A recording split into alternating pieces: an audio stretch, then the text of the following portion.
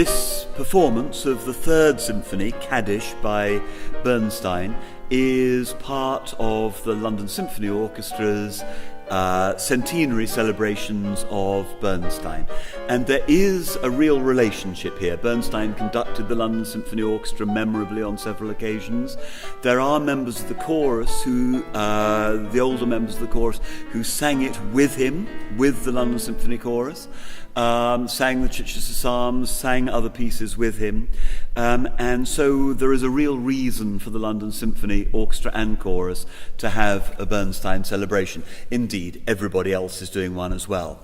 And we are all together doing Wonderful Town with Simon Rattle and 2 concerts with Marin Alsop, the First Symphony, which does not have choir, and the Third Symphony that does.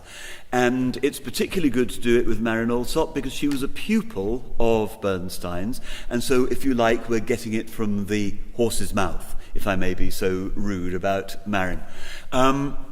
She is choosing to do the original version. So what happened with the Third Symphony is that he wrote it and he performed it, and then he wasn't sure that he liked it. So he did a shorter version.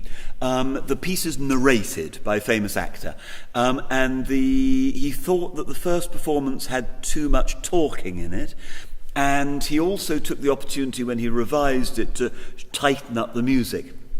But I think that Marin believes that the original version is better and should be given a chance at its more heavenly length. And it's got some very interesting music that we're restoring to it. So from a historical point of view, the whole thing's rather interesting.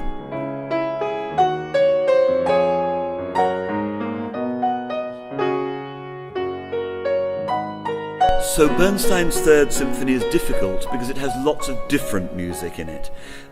It has an orchestra, it has a boys' choir, and the boys' choir in several parts, in up to 4 parts. Chorus with lots of divisi and 12 parts.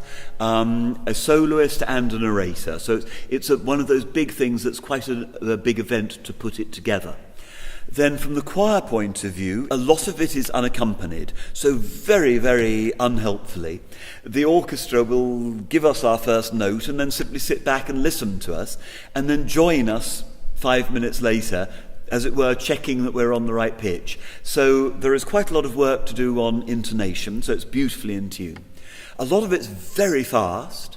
There's a lot of language, a lot of division, a lot of it for the men in particular is extremely high. So that we are learning it with enormous precision very slowly, and now in the later rehearsals every day we'll just have to jack up the tempo more and more so we can arrive at the final metronome marks, and of course be able to sing it with some joy rather than with a bit of concern, because the text that the choir sings is almost always praise the Lord, bless the Lord, be generally cheerful in the Lord, and we better make sure that that's how we sound.